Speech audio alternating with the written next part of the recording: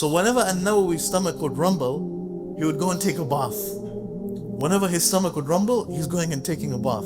To the extent, this actually became a problem for him. But it goes to show, subhanAllah, all of us have our journey in seeking knowledge. Even those people that say, I can't sleep on a plane, I can't sleep in the car, I can't do this. You get to a level of tiredness, ghalaba, you are forced. You need to. You just fall asleep.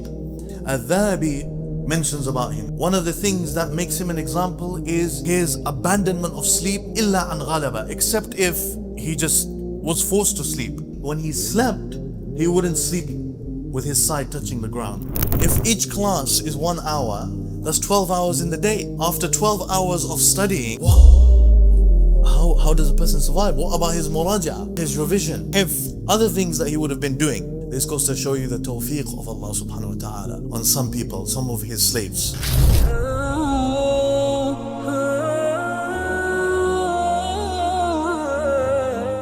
Brothers and sisters, right now I am in Darul Ihsaan Masjid here in Baki. An amazing masjid. I was honored to give a speech here today, mashallah, tabarakallah. These brothers are young and they're doing amazing work, mashallah. Here's why you need to support this masjid. Right now they have a space, but they are raising funds, inshallah, £2.5 million. That's a lot of money, but what they're trying to do is really, really big, mashallah, tabarakallah. They want to purchase a complex, brothers and sisters, that can have a nursery, that can have a gym for brothers and sisters, large areas, mashallah, tabarakallah, for ghusl, for example, for different things, for all of the needs of the community, my dear brothers and sisters. So please do support this masjid, support it. This is a form of sadaqah jariyah, inshallah ta'ala, for you. The Prophet ﷺ told us, Man bana lillahi masjidan bana Allahu lahu fil jannati mithlahu. Whoever builds for Allah subhanahu wa ta'ala a masjid, Allah will build for him the like in Jannah. Support these guys. Bismillah ar-Rahman ar-Rahim. Alhamdulillahi Rabbil Alameen. Wassalatu wassalamu ala ashrafil anbiya'i wa sayyidil mursaleen. Nabina Muhammadin wa ala alihi wa sahbihi al-ghurril mayamin. ومن تبعهم بإحسان إلى يوم الدين أما بعد السلام عليكم ورحمة الله وبركاته. First of all, I'd like to thank Masjid Darul Ihsaan here in Barking. I'm far from home, but alhamdulillah, the brothers are very welcoming. Jazakumullahu khairan. Inshallah ta'ala, today we are going to be speaking about a figure who has been praised by many of the scholars of Islam.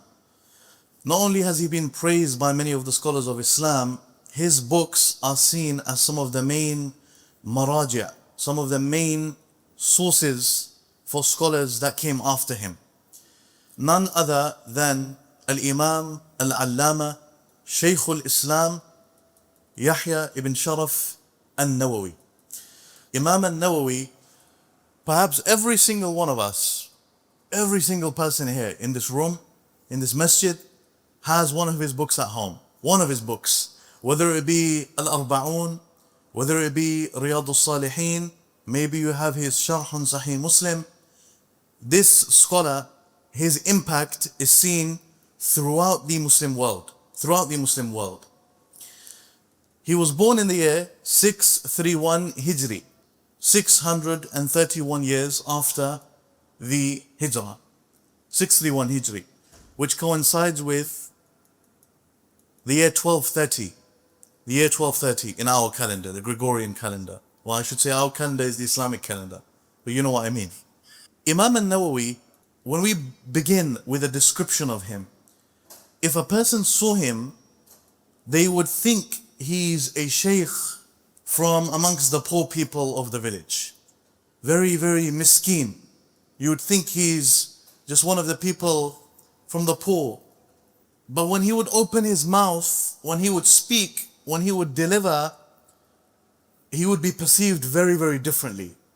Very, very differently. People would realize that this person who's speaking is a person of real substance. He has something to offer. He traveled to Damascus to seek knowledge, and we're going to go in detail into his biography slowly, inshallah ta'ala, but just some points to mention before we dive deep into him, inshallah.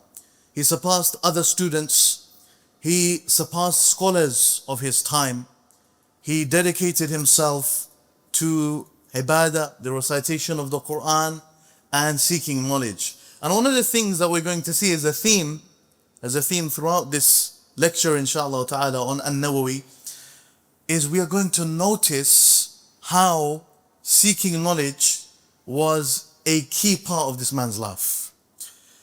His student, his most famous student, his most prominent, most well-known student was a scholar named Alauddin ibn al-Attar. Alauddin ibn al-Attar. Very, very popular student of Imam Al Nawawi. And he wrote the most popular seerah of Imam Al Nawawi. The most popular biography by Imam Al Nawawi was authored by his student who accompanied him, who studied under him, Alauddin ibn al-Attar. And Ibn al-Attar, he mentions about Imam Al Nawawi the following. He says, وَقَدْ رَأَيْتُ أُمُورًا وَقَدْ رَأَيْتُ مِنْهُ أُمُورًا تَحْتَمِلُ مُجَلَّدَاتٍ. This is what he mentions. وَقَدْ رَأَيْتُ مِنْهُ أُمُورًا تَحْتَمِلُ مُجَلَّدَاتٍ. What does that mean? It means I saw things from Imam Al Nawawi that I would need volumes to explain them to you, essentially. So what he's expressing here is, what I saw from this great scholar, I can't just summarize it in a lecture. It helps me with what I'm doing now. So if I won't be able to do justice to Imam Al Nawawi, we need mujalladat, volumes. Before we get into speaking about him as a person, let's speak about the social context that Imam Al Nawawi lived in. Imam Al Nawawi, he lived at the end of the Ayyubid period. Who was the first Ayyubid Sultan? Who was the first Ayyubid Sultan? I mean, it's in the name, Ayyubid Sultan. So who was he? Salahuddin al-Ayyubi. Al-Amir Salahuddin al-Ayyubi. He was the first ruler in the Ayyubid period. So this is the period that Imam Al Nawawi lived in. And obviously following the Ayyubid period came the Mamluks. The Mamluks came after the Ayyubids. And they ruled the area of Egypt, and they also ruled Bilad al-Sham, over Bilad al-Sham. And Imam Al Nawawi, he witnessed the entire reign of Al-Zahir Baybars. Baybars was one of the leaders, one of the Umara at the popular battle of Ain Jalut. The battle of Ain Jalut, if you have heard of Ain Jalut, it was a battle against the Mongols. When the Muslims fought the Mongols, Baybars physically directly fought against them. So when Baybars was ruling, Al Nawawi was alive. Al Nawawi witnessed his entire rule. This was a critical period in Islamic history. The Crusaders, the Mongols, they had made efforts to Bilad al-Sham. And as we will uncover, Al Nawawi was from a place called Nawa. Nawa. And this is an area in Hawran, in Syria, modern day Syria. Nawa is a town, a village in Hawran. So Nawawi was Hawrani. And as I was mentioning, Al Nawawi's period, this period during the 7th century and the 8th century of Islam was a period of immense scholarship, immense scholarship. Not only did you have Imam Al Nawawi, you had Ibn Taymiyyah who followed Al Nawawi, you had the scholar, the great Muhaddith Ibn al-Salah, his book Ma'rifat Ulum al-Hadith, Tullab al-Ilm study this book. It's also known as Muqaddimat Ibn al-Salah. If you study the field of Hadith, you can't say you finished studying the field of Hadith without studying this book. Also Al-Rafi'i, the great Shafi'i scholar within this period. Ibn Asakir of Damascus. Ibn Asakir, very, very famous scholar. He wrote a book called Tarikh Dimishq. Tarikh Dimishq. Very, very popular book. Massive, voluminous book. Many, many volumes. And you had other scholars during this period as well. Al-Dhahabi, for example, Al-Yunini, Al-Birzali. You had Ibn Muflih, the student of Ibn Taymiyyah. You had many, many scholars around this time of Imam Al Nawawi. So it was a rich period. And funnily enough, perhaps majority of the names that I've just mentioned were located in Syria, subhanallah. The same area. Let's speak about Al Nawawi's family, his birth, his upbringing, people usually are named, when they are given a laqab like Al Nawawi, they are usually named after a place so that you can identify them by that place, right? Give me an example of someone who's named after a place in Islamic history. Albani, for example. Albani is a modern example. Sheikh al-Albani. He was Albanian, right? We have Imam al-Bukhari. Al-Bukhari was not his name. His name was Muhammad ibn Ismail ibn Ibrahim al-Bukhari, right? But he's called al-Bukhari because he was from Bukhara. And Nawawi, his case is a little bit unique in the sense that Nawa became known because of him. You see, usually, you know, when you say Bukhari, or you see, oh, he's from Bukhara. When you hear An-Nawawi, what's An-Nawawi? An-Nawawi makes you find out what Nawa is. He made his town, subhanallah. And if we look at his name, we'll go through it. His kunya was Abu Zakaria. And his first name was Yahya. His father's name was Sharaf. Yahya ibn Sharaf ibn Murri ibn Hassan al-Nawawi. And he was nicknamed by scholars, including his own student Ibn al-Attar, Muhyiddin, which means the one who revives the deen. He gives life to the deen. And al-Nawawi didn't like this name. He didn't like this name. Not only out of humility, but also because perhaps the deen is alive. It doesn't need anyone to give life to it. So An-Nawawi didn't like this name. But regardless of whether he liked it or not, his student Ibn al-Attar called him Muhyiddin. People called him that. And this also shows you the way in which they viewed this scholar, how they viewed him, their perception of him. And we're going to come to find out why An-Nawawi is amazing and why it's interesting that they would call him this name. As for his ancestors, we don't actually know much about them. We don't know much about his ancestors. Seems that they live normal lives because the ada, when you do biographies in the books of Tarajim, when they write about scholars, if their ancestors were scholars, they would mention it. Like about Bukhari, they mention about Ismail ibn Ibrahim, his father, that he used to seek knowledge. It's mentioned that he used to seek knowledge, and he took from Imam Malik. Certain things like this are mentioned, usually. About An-Nawawi, we don't really know much about his ancestors, which shows perhaps they were not scholars. As for his father was a shopkeeper in Nawa, in this village. An-Nawawi student Ibn al-Attar praised his father. Al-Dhahabi also praised his father. And An-Nawawi, he passed away in the year 676 Hijri, which means he only lived for around 45 years. And his father surpassed him. His father passed away in the year 685 Hijri, which means that his father surpassed him by 9 years. His father lived past him by 9 years. An-Nawawi was raised by his father, and he was raised in privacy, in a very, very good manner, in a very, very pure manner. He spent significant time in his father's shop, making a living. And when he reached the age of 10, his father put him in the shop. Put him in the shop to work in the shop. However, An-Nawawi didn't let him working in the shop distract him from his recital of the Quran.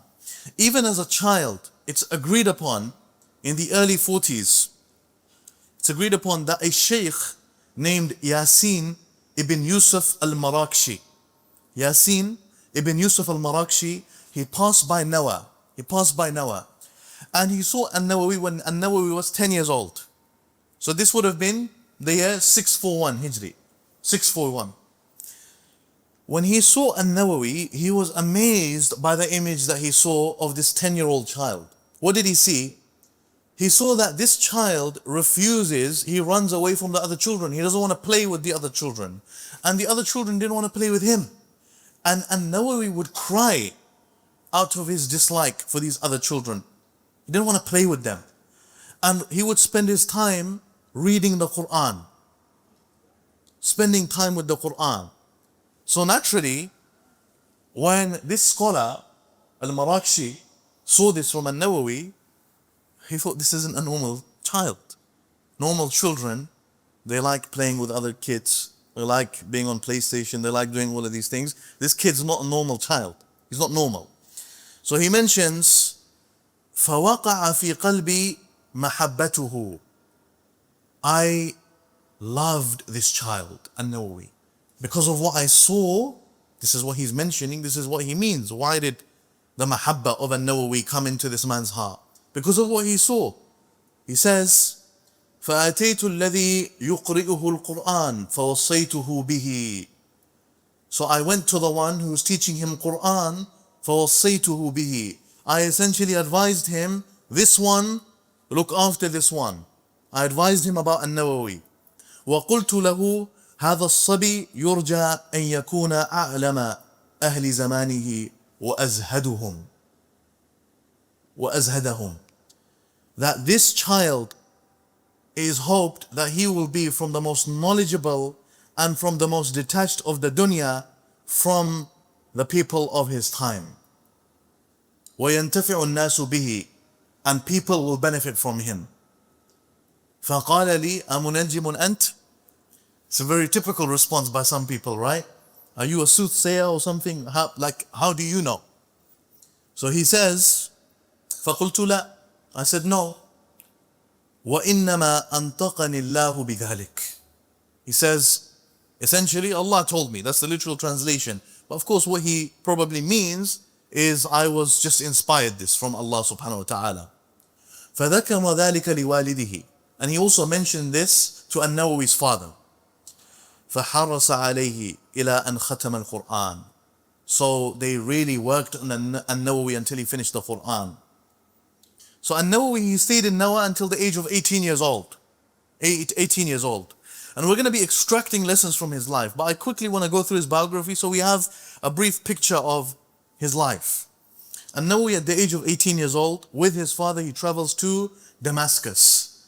What is the first thing that they do? One of the main places that people travel to in Damascus is Al-Jami' Al-Umawi, the Masjid. And subhanAllah, after we saw Syria go from the hands of Bashar al-Assad, fall from the hands of Bashar al-Assad, recently, we saw many pictures of people standing in front of Al-Jami' Al-Umawi, this same masjid. And subhanAllah, this same masjid, it's as if people cannot mention Damascus without talking about Al-Jami' Al-Umawi. When you talk about Damascus, when you talk about Syria, you talk about that mosque, that historic masjid. When An-Nawawi reached there, he wanted to see who can I study from, who can I connect with. And it seems to be the case that this is the first place that he went. He went to Al-Jami' Al-Umawi. As the habit of the travelers, that the first place you should go to when you visit a place, many of us when we travel, we need to pray salah, you go to the masjid. So the first scholar that he met there was a scholar named Jamaluddin Abdul Kafi. And he was the imam of the masjid at the time. Jamaluddin Abdul Kafi.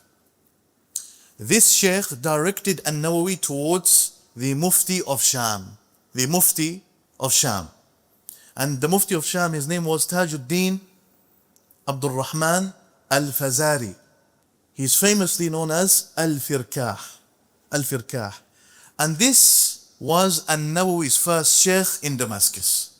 Al-Firkah was An-Nawawi's first sheikh in Damascus. He studied under him.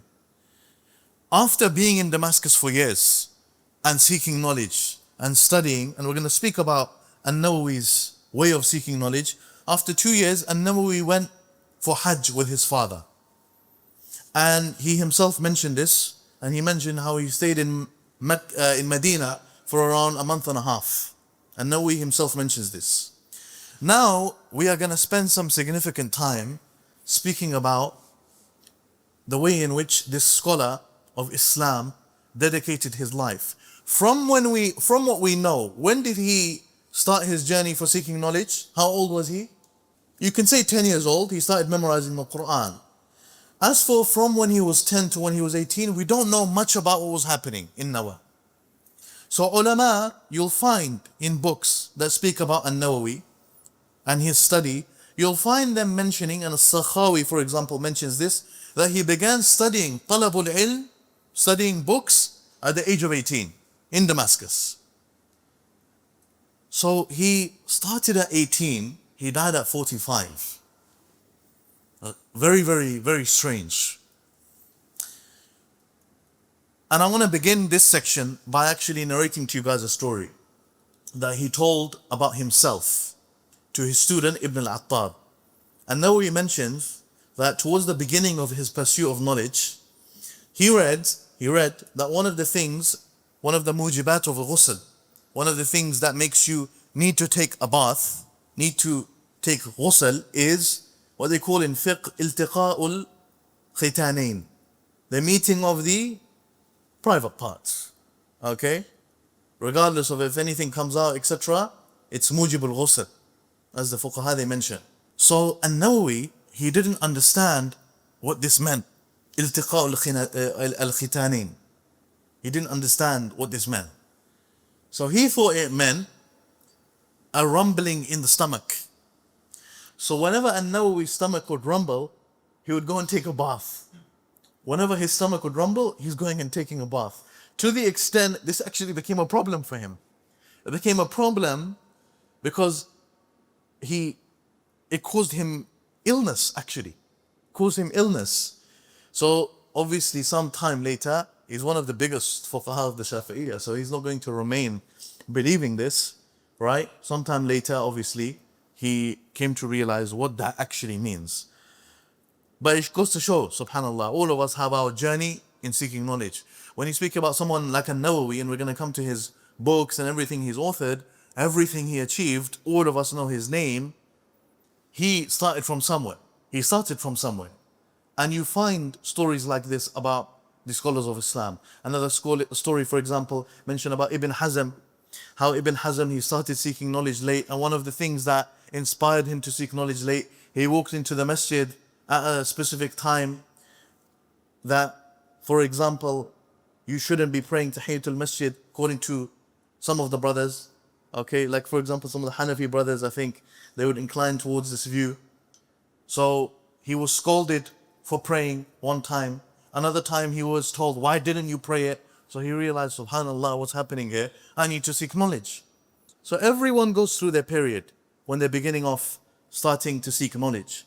When An-Nawawi settled, he wanted to find a place where he could actually stay. So he was directed towards a madrasa which had sakan. He could stay in it. It was called Al-Madrasa Al-Rawahiyya. Al-Madrasa Al-Rawahiyya.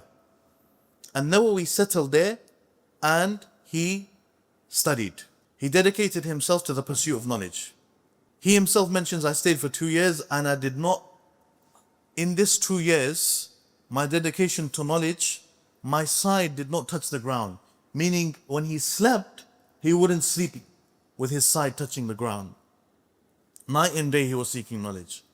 Al-Dhahabi mentions about him, Imam Al-Dhahabi mentions about him, وَضُرِبَ بِهِ الْمَثَلِ في إكبابه على طلب العلم ليلا ونهارا.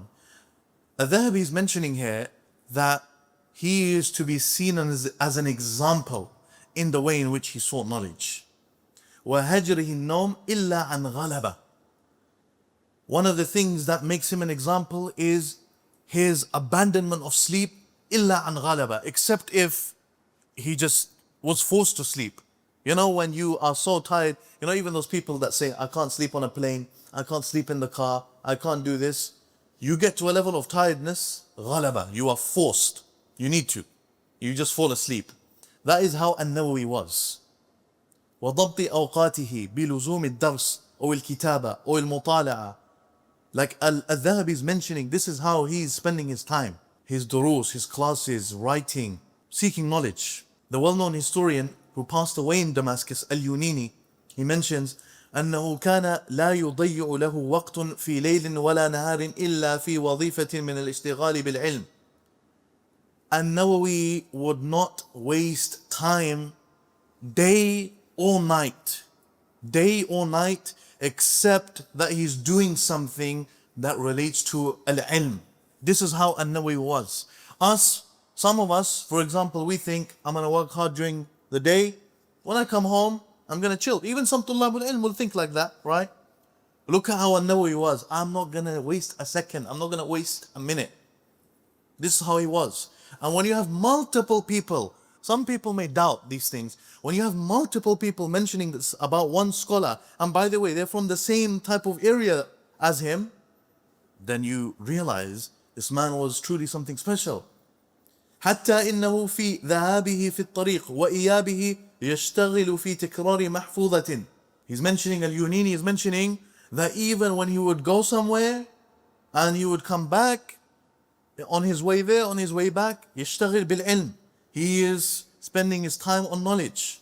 وَإِنَّهُ بَقِيَ عَلَى التَّحْصِيلِ. And he stayed in this way. I have just described to you. He stayed in this exact way. على هذا الوجه 6 سنين. He stayed like this 6 years of his life.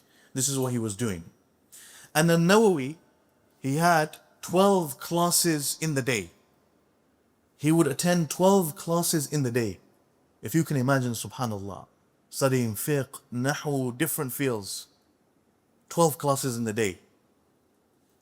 And I actually want to go through, and Nawawi, he has a book called Al-Majmu'. He didn't get to finish this book. And it is one of the best books. If he finished that, it would have been, and it still is, even though he didn't finish it, one of the best books in fiqh. Not only Shafi'i fiqh, other scholars would go and look at Majmu' and study Majmu' and read Al-Majmu'. He mentions in his muqaddimah for Al-Majmu', he mentions, وَالْحَاصِلُ أنهم متفقون على أن الاشتغال بالعلم أفضل من الاشتغال بنوافل الصوم والصلاة والتسبيح ونحو ذلك من نوافل عبادات البدن. He mentions, he was clearly talking about something, and he mentions the point is that they are muttafiqun, they all agree, i.e. the scholars agree, على أن الاشتغال بالعلم, that dedicating your time to knowledge, أفضل, it is better, من الاشتغال, than spending your time with the nawafil, the voluntary fasting, praying, dhikr, doing tasbih, and things like this. من نوافل عبادات البدن, from the nawafil, the voluntary acts that you can do with your body. Look at what he's mentioning here. That they are agreed upon. This is the best thing you can do. Knowledge. And then he continues, later on he mentions, أن نفع العلم يعم صاحبه والمسلمين. The benefit of knowledge, seeking knowledge, it doesn't only benefit me, myself. It benefits me and everyone else. It benefits everyone. والنوافل المذكورة, the nawafil, the voluntary acts I mentioned, مختصة به, they only benefit you. They only benefit you. And this reminds us of the narration that expresses that the alim, comparing the scholar to the abid, that the benefit of the scholar is more. The narration that expresses this. Why? Because the scholar, everyone benefits from him. And we're not talking about a scholar in a corner who's not doing nothing. That's not a real scholar. A real scholar is a scholar like Al Nawawi, who actually benefits others with his time. That is a real scholar. Everyone is benefiting from him.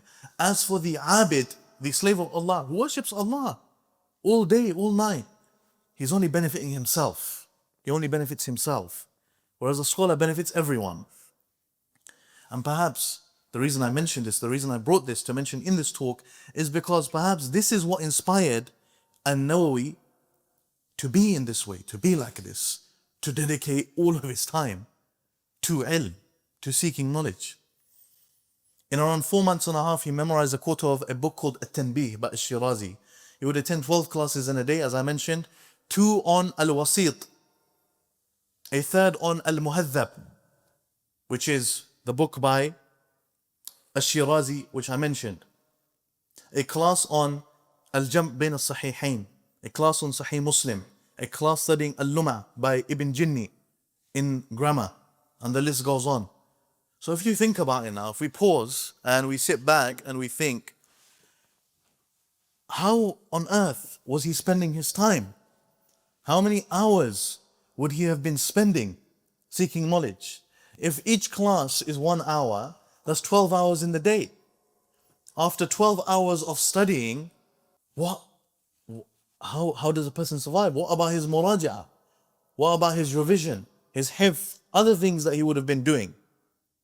This goes to show you the tawfiq of Allah subhanahu wa ta'ala on some people, some of his slaves. That if Allah wants good for a person, and it reminds us of the hadith of the Prophet sallallahu alaihi wasallam, that man yuridillahu bihi khayra, whoever Allah wants khair for, yufaqihu fi din. Allah evidently wanted khair for this great Imam. Whoever Allah wants khair for, good for, He gives him understanding of the religion. And if Allah has not given you understanding of the religion, then you have to think, subhanallah, what situation am I in? What situation am I in reflection to this? In fiqh, Al Nawawi, and I read this, subhanallah, I wanted to actually read the whole thing, but I thought it would be maybe a bit tiring or overkill for some of the brothers. But Al Nawawi, he literally lists his chain from himself to the Prophet sallallahu alaihi wasallam in fiqh, not in hadith. So he'll mention, I took fiqh from so and so, and he took fiqh from so and so, and then it goes to Ash-Shafi'i, and then Ash-Shafi'i took fiqh from, let's say, so and so, and then it goes on and goes on until he reaches the Prophet sallallahu alaihi wasallam. And he mentions a chain like this for 3 of his scholars that directly taught him, subhanallah. A noteworthy point is that the popular manzuma, poem, that people memorize in Nahu, what is it called? Does anyone know? There's a famous one. There's obviously one that you do sometimes begin at, but there's one people do it, and it's a very, very popular one. Which one am I talking about? It's 1,000 lines. That should give it away. Alfiya ibn Malik, right? By Ibn Malik. Ibn Malik was actually one of An-Nawawi's teachers. Ibn Malik was actually one of An-Nawawi's teachers. And it's mentioned that there is a bayt, there is a line in Ibn Malik's Alfiya that actually refers to Imam Al Nawawi. So Imam Al Nawawi studied under Ibn Malik as well. If we go into now the books Imam Al Nawawi authored, he, as we've made clear, did not waste time. It's mentioned about him that he would write, Al Nawawi, this scholar, he would write until his hand would give way, that he could not write anymore. And then he would put the pen to a side, وَكَانَ يُنْشِدْ. He would recite poetry. When he couldn't write anymore, he would recite poetry. As for the books that he completed, there are many. We have his Sharh on Sahih Muslim, Al-Rawda, Al-Minhaj, and obviously I'm mentioning for some of them their short names, like Al-Minhaj, who's got obviously a longer name, Minhaj al-Talibin, or Umdat al-Muftin, right? Riyad al-Salihin, Al-Adhkar, Al-Tibyan, Tahrir al-Tanbih, Sahih al-Tanbih, Al-Idah fi al-Manasik, Al-Idah fi al-Manasik, Al-Irshad, Al-Taqrib, Al-Arba'in, Bustan al-Arifin, Manaqib al-Shafi'i, Mukhtasar Ustul Ghaba. He's got many books, and I haven't finished the list. These are just books that he completed. There are many. I could keep going. He has books that he didn't get to complete. He actually has some writings. He told his student Ibn al-Attar, I read this, he told his student Ibn al-Attar, this stuff, wash away my writing, and you have to do it. And he was strict with his student Ibn al-Attar, do it. And Ibn al-Attar said, I done it to listen to him, to obey him. And he expressed something like, to this day, I feel loss in what I done, that I washed away some of the writings of my teacher. Can you imagine what An-Nawawi washed away? Subhanallah, like what he ordered to be washed away of his writings.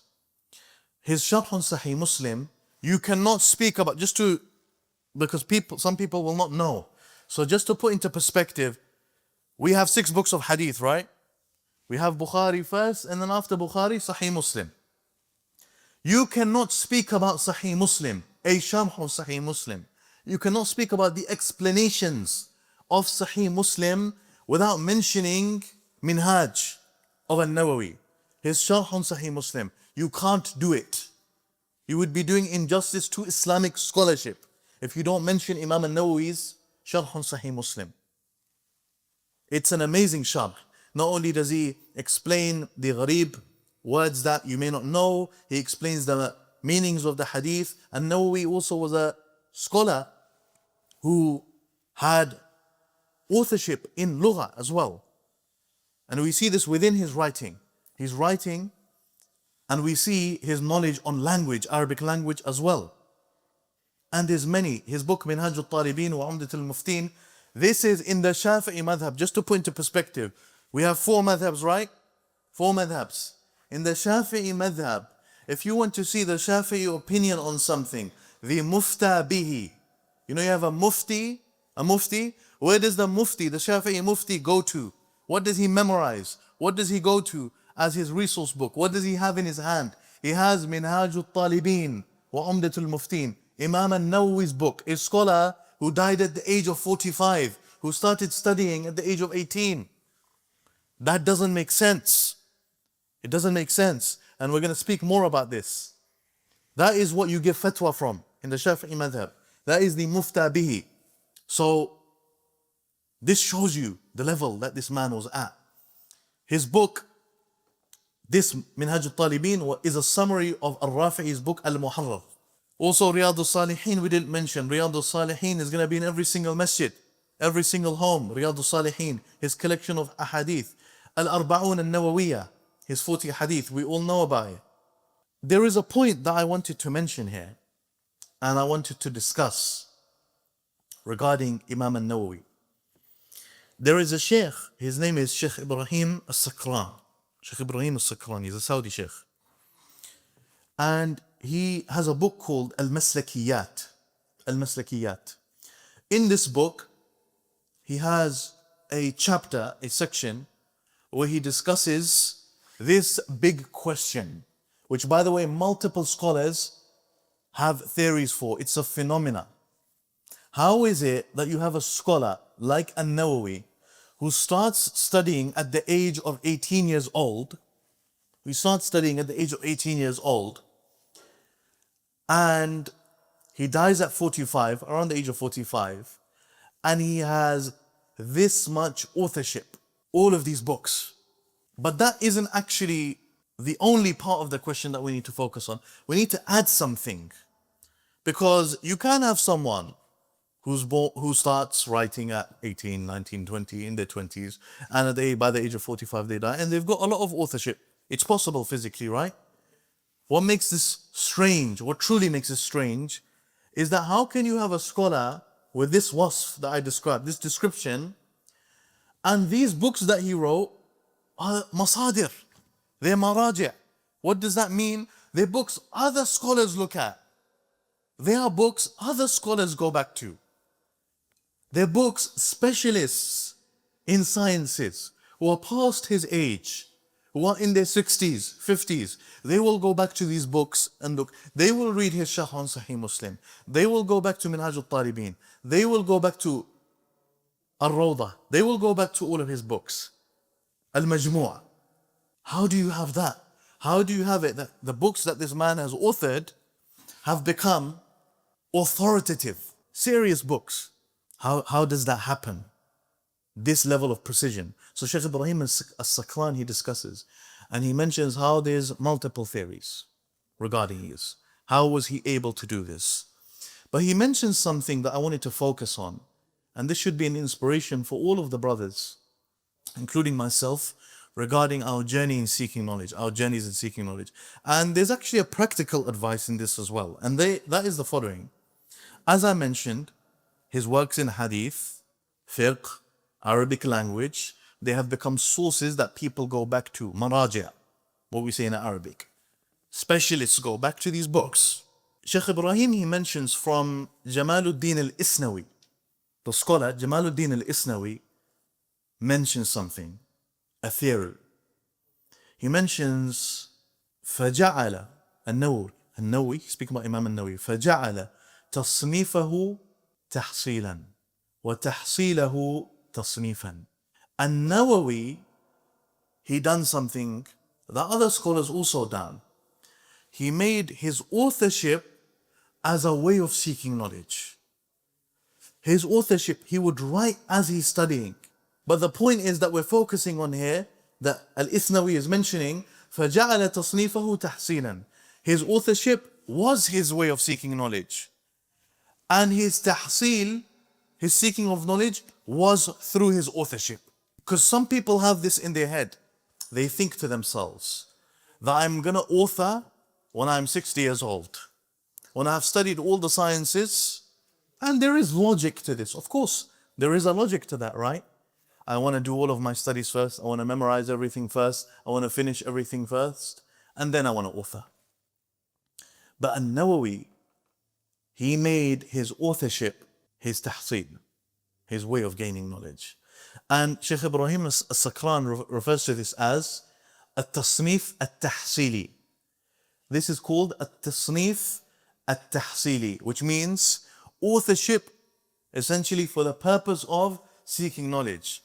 It should be noted here that people to this day do this. I remember I was discussing with one of my teachers and he was mentioning, I have books I have authored for myself. I've authored them for myself. I wanted to do research on a specific issue. So I authored a book in that issue as a way of research for myself. It hasn't been published. And some scholars you may find, they eventually published their book, but they didn't write it for the sake of publishing it. So we're not talking about here as a way of practical benefit for us. Many of us are still in our stages of seeking knowledge. You may have a specific issue that you're confused about. You're confused as a seeker of knowledge. This issue in Islam, this issue in fiqh, I don't have a full grasp of this. What you should do, author a book. It sounds so strange. Okay, how am I going to author a book? What this is going to force you to do? Go back to, what do the different, for example, what do the four madhahib say on this issue? You go, you research, you write it down, and you write it down in a nice manner. Then you go back, what do these scholars say about this? What can I gain from Arabic language? And you find that this exercise of authorship has aided you in seeking knowledge. And that is why it's not cliche when teachers mention that I am benefiting from this more than you are. I'll give you an example. Right now, I had to do research. I had to read to do this because I didn't want to just give the usual thing people give. I wanted to go further. I wanted to go a little bit into detail. So I had to read and I had to make sure I know what I'm talking about, right? So I don't embarrass myself in front of all of you. So it's obvious I'm going to know this. You're hearing this now. Maybe, let's say you're hearing this for the first time. I am going to know this better than you because I'm delivering it. I have to know it better than you. And that's why I remember one of my mashayikh, we were doing class in hadith, I think. And he mentioned to me, when you start to teach, when you start to convey your knowledge, you will realize that your comprehension of masail, of issues, whether it be in fiqh or anything in Islam, was, let's say, at 30-40%. When you study something, people have this mentality, I've studied this book, I know it. You don't know it. You can truly say you know a book when you've taught it and you really have gone through shuruh and stuff like, okay, then I know it. Why? Because when you teach, and this is what the Shaykh said to me, your comprehension goes into the 90s, percentage-wise, your comprehension. Why? Because if I'm explaining a hadith, let's say I'm teaching a hadith, and I'm going through word by word, I don't want you to be able to ask me a question.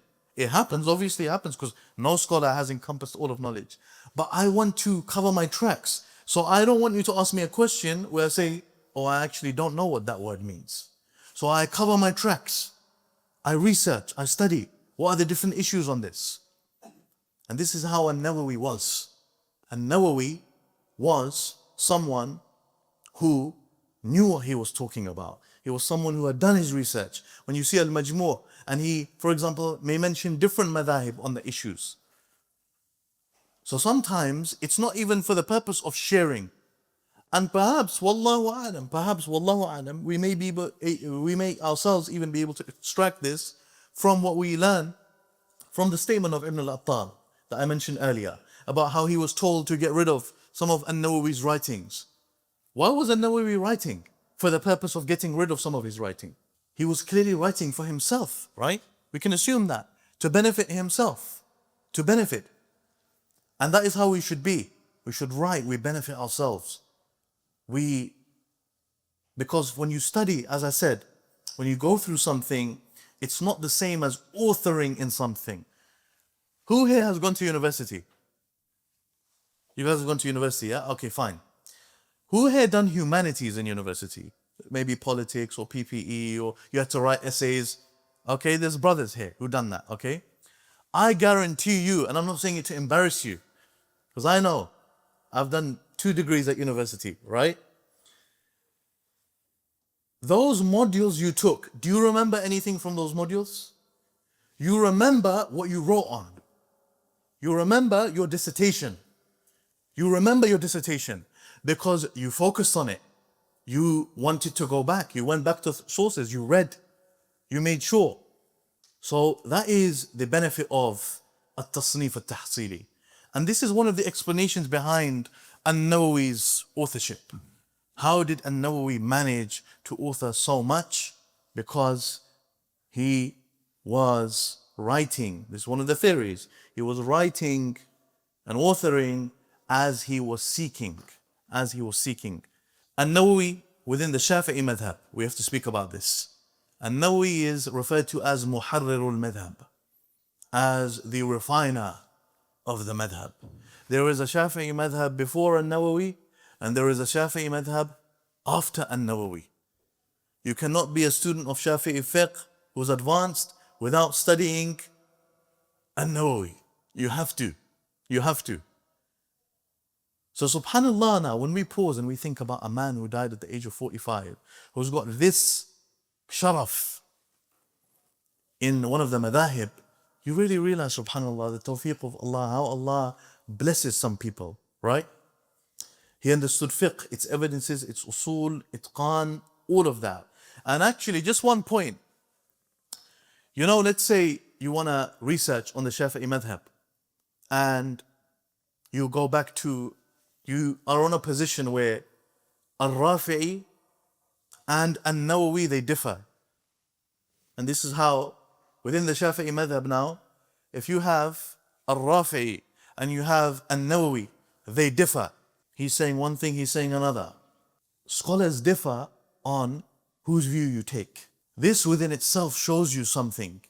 You have those Shafi'is, for example, that will say, I just follow Al-Nawawi. I follow the Mu'tamad of Nawawi, for example. And if they differ, some scholars say, you go with Al-Rafi'i. Why? The reason they give is, لأنه ألصق بقواعد المذهب. They say, because Al-Rafi'i, he is more closer to the qawaid of the madhab. But he's ألصق. He's closer to the qawaid of the madhab. And some scholars disagree. And they say, no, we go with Al-Nawawi. What's their justification? They say, لأن النووي أعلم في الحديث وفي السنة. They say because Al-Nawawi is more knowledgeable in hadith and in sunnah. This should show you who this man was, subhanallah. Al-Dhahabi mentioned about him, كان رأسا في معرفة المذهب. He was a giant in knowing the madhab. Al-Nawawi taught in Al-Madrasa Al-Iqbaliyah. This was a madrasa well known for teaching fiqh al-Shafi'i. He also taught in a madrasa called Al-Falakiyah and a madrasa called Al-Rukniyah. A position Al-Nawawi held within his life that we have to focus on is that he actually became the Shaykh al-Hadith in Darul Hadith al-Ashrafiyah in Damascus. Darul Hadith al-Ashrafiyah. Just to explain to you what that means, I'm going to mention one of the scholars who preceded Al-Nawawi as Shaykh al-Hadith in Darul Hadith al-Ashrafiyah. Taqiyuddin ibn al-Salah, the scholar who we study, Muqaddimah ibn al-Salah, the Muqaddimah, al-Muqaddimah, that Tullab al-Ilm study. Taqiyuddin ibn al-Salah, he was Shaykh al-Hadith in this madrasa prior to Al-Nawawi. That goes to show you what it takes to be Shaykh al-Hadith in this madrasa. You have to be someone serious. And this, let's just pause. Al-Nawawi is known for fiqh And he's also known for hadith. And this is rare. This isn't common. It's not common that you find a scholar who excelled in fiqh and he excelled in hadith. In both. And actually, this is one of the imtiyazat of Imam al-Shafi'i. Imam al-Shafi'i, one of the amazing things about Imam al-Shafi'i and his madhab is Imam al-Shafi'i, he took from Muhammad ibn Hassan al-Shaybani, right? He was aware of fiqh. He had knowledge in fiqh. He knew about that madrasa, okay, of the fuqaha. And he was also with the muhaddithin. He was a scholar of hadith. And this is something that, as I'm mentioning, isn't common. They have someone who's rats fi kilayhima. He's a giant in both. And An Nawawi was like that to the extent he's Shaykh al-Hadith in Al-Ashrafiyya. We'll mention a few things about how he was, his worship. We have Muhammad ibn Abi al-Fath al-Ba'li al-Hanbali. If you're Hanbali, you know al-Ba'li. Very well-known scholar in the Hanbali madhab. Very well-known scholar amongst the Hanbalis. He mentions, كنت ليلة في آخر الليل بجامع دمشق. I was one night, at the end of the night, in the Masjid in Damascus. والشيخ, he's talking about An Nawawi, واقف يصلي إلى سارية في ظلمة. And Imam Al Nawawi, I saw him, he's praying salah in the last third of the night. وهو يردد قوله تعالى, and he's repeating وقفوهم إنهم مسؤولون from the Quran. Nawawi is there, he's repeating وقفوهم إنهم مسؤولون, which translates to stop them, they will be questioned. Stop them, they will be questioned. Stop them, they will be questioned. He's repeating this miraran. Al-Ba'li is mentioning, he's repeating this miraran multiple times. بحزن وخشوع, with sadness, and he is focused. حتى حصل عندي من ذلك شيء الله أعلم به. Subhanallah. He says, to the extent something happened to me. Al-Ba'li mentions this. This is a scholar, another scholar mentioning this. Something happened to me. From that, Allah knows what it is. Subhanallah. This was the ibadah of An Nawawi. One of the last things we'll talk about Imam Al Nawawi was how he was as a scholar. I'll tell you something. There are certain scholars in the history of Islam, who put their money where their mouth was. They sacrificed themselves. They were willing to go through difficulty, personal difficulty for Islam. Amongst them, for example, Imam Ahmad. We know with Al-Mihna. When there was the fitna of Khalq al-Quran, when some of the khulafa at the time were pressuring him to say that the Quran was created. Other scholars gave in, Imam Ahmad didn't. We have, for example, Ibn Taymiyyah physically fighting the Tatars. And Nawawi was one of those scholars. And this is something more people should know about Imam Al Nawawi.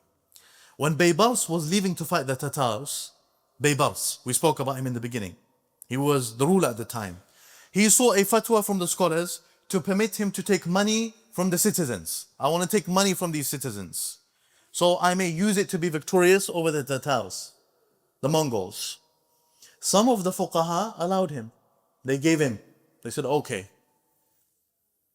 Others were killed. Others died. They were killed because they refused to allow this. They were killed because they refused to allow this. Baybars, he mentioned, does anyone remain? They said, yes, Shaykh Muhyiddin Al Nawawi. Al Nawawi remains. So Baybars ordered for Al Nawawi. And he told him, put your handwriting here. Telling him, sign this, write this. So Al Nawawi said, no. Said, no, I'm not going to sign it. So he said to him, why? Why are you refusing? What's the reason for your refusal? And Nawawi said to him, he spoke to him like this. And as I said, you only have a certain caliber of scholars who will speak like this, who have the courage to talk like this. He said to him, and I'm going to paraphrase, I know you were previously a slave for an emir, because they were from the Mamluks. He said, and you didn't have wealth. So Allah favored you and made you a king. And Nawawi then said to him, I heard you have 1,000 Mamluks, 1,000. Each of them has a belt of gold. He has gold. And you have 200 concubines. Each of them has jewelry. Each of them. So An-Nawawi essentially said to him, when you give all of this wealth that you guys have, and your people are enjoying, you're enjoying gold and wealth and all of this, when you spend all of this to fight the Tatars, then I'll give you your fatwa. Then I'll give it to you. And then Nawawi expressed to him that for something like this that you are trying to do, this jihad fi sabilillah that you are trying to do, you need iftiqar ila Allah. You need to rely upon Allah and follow the sunnah of the Prophet sallallahu alaihi wasallam. You need to fix yourself, essentially, right? Could be understood in that way. This angered the Sultan. So he said to An-Nawawi, leave. And he leave this land, leave Damascus. So An-Nawawi said, As-sam'u wa ta'a, I will obey you. So he went to Nawa. And it was mentioned that it was said to Baybals, why didn't you kill An-Nawawi? And he said, every time I desired to kill him, I would see on his shoulder 2 lions wanting to harm me. And he explicitly stated, Baybals, how he feared An-Nawawi. An-Nawawi was not a man who had an army or people who are going to... An-Nawawi wasn't an army man. He didn't have an army with him. He wasn't another ruler. But this is what happens with scholars who put their money where their mouth is. Haiba. They have presence. Scholars like this. And Baybarsus, he feared him. He was actually scared of An-Nawawi. So, and An-Nawawi was also a wise scholar. When he saw that he didn't listen to what he was saying in this confrontation, An-Nawawi wrote him a letter explaining to him using language that suits that scenario. This is how An-Nawawi was. One of the last things we'll mention before we mention about the death of Imam An-Nawawi, An-Nawawi, he didn't marry. He didn't marry. Now, one of the things that I came across in my research on An-Nawawi is that you may find certain people saying he didn't marry because of his zuhad. However, we should mention that this type of zuhad, and we don't attribute this to Imam An-Nawawi. I'm not going to attribute this to Imam An-Nawawi. I'm not going to say that that's the reason Imam An-Nawawi didn't get married, because Wallahu alam, I don't have reason to say that. But when you say Imam An-Nawawi didn't get married because he was a zahid and he wanted to completely not even get married, then this seems to have some problem with it. Because the Prophet ﷺ said in the hadith, النكاح من سنتي فمن رغب عن سنتي فليس مني. Nikah, getting married, is from my sunnah. Whoever abandons my sunnah is not from me. So Imam An-Nawawi would not have the great imam that he was, the great faqih that he was, the muhaddith that he was. It doesn't seem conceivable that he would leave marriage for this reason. That is not a reason that suits him.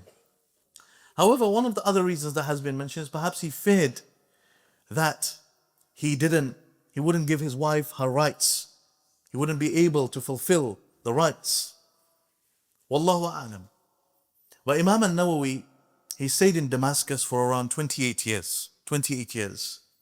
As noted by Ibn al-Attar, his student. So that means he lived in Damascus. From 18 till he died, he lived in Damascus. He did not leave except for those circumstances. For example, when he went for Hajj, when he visited the grave of Shafi'i, perhaps when he went out of Damascus for, perhaps it was a period, okay? And he actually passed away in Nawa. He traveled towards Nawa and he became unwell after his travel. And he was in his father's home, and when his student Ibn al-Attar heard about this, he mentions how he went to visit him. He went to visit him. And An-Nawawi became very, very happy to see Ibn al-Attar visiting him. And then he told Ibn al-Attar, go back, go to your family. And An-Nawawi passed away on the 24th of Rajab, and he was buried in his village in Nawa, and his grave is still there. His grave is present, it's still there. It can be seen. And he passed away in the year 676 Hijri, which coincides with the year 1277. I know that we will need to conclude very shortly. One thing that I'd like to mention, inshallah ta'ala, is that someone like Imam Al Nawawi and how he sacrificed his entire life, we didn't get to mention everything. So for example, one of the things, Al Nawawi, when he was teaching at Darul Hadith Al Ashrafiyah, he didn't take money. If you imagine. And he can take money. He didn't take money. And when he did take money, it's mentioned that he took that money to buy books for the madrasa. He bought books and he left them in the madrasa so students may benefit. When you have a man like this, who even in his eating habits was very, very specific. His sleep was very, very specific. When you have a man like this, who understood what this life is truly about. You see, some of us, and this is what we'll end on inshaAllah ta'ala, one big lesson we can take away from the life of Imam Al Nawawi is, have we truly understood, we must ask ourselves, the reality of life. Have we understood the reality of life? Because you can have, wallahi, you can have a Muslim who prays, who even seeks knowledge, but he is ghafil. He's heedless. He doesn't realize, I'm actually going to die. You have old men with grey in their beds who don't realize, Ya ibn al-halal, you are on the verge of death. You're on the verge of death. What have you done for your akhirah? The Sahaba, they were people of the akhirah. Kunu abna al-akhirah. Be children of the akhirah. And Nawawi detached from the dunya, and he gave away his wealth, and he dedicated himself to the path of knowledge because he understood. Allah gave him that tawfiq to understand what life is about.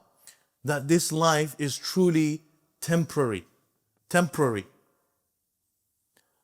As we learn in Surah Al-Ghafir, on the tongue of Musa alayhi salam, يا قوم إنما هذه الحياة الدنيا متاع وإن الآخرة هي دار القرار.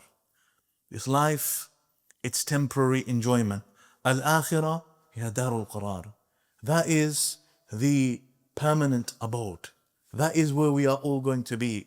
And wallahi, this should cause each of us to think about our deeds, our relationship with Allah, our relationship with our family members, our relationship with our ibadah. And Nawawi was an abid. He was min al-ubbad. He was an abid. He was a teacher of knowledge, a seeker of knowledge, and he was an honorable man. Do you know when you truly realize when a man is honorable? When he's put to the test. We do have scholars that sought knowledge, but when you are threatened, when you know, let's say, that me taking this stance, I will be killed, I can be killed. How many people will take a stance like that? I cannot, wallahi, confidently say I would take a stance like that. How can you confidently say you would take a stance like that when your life is in front of you? When your life is in front of you. Subhanallah. And to this day we have scholars like that. But the point is, Imam Al Nawawi, he really implemented what he learned. He implemented what he learned. It wasn't just about ilm. It was also about application of ilm. We'll leave it there, inshaAllah ta'ala. Jazeetum al khair. May Allah subhanahu wa ta'ala bless you all. And we pray that Allah subhanahu wa ta'ala allows us to be like these great luminaries of Islam and implement the knowledge the way in which they implemented their knowledge. Ameen.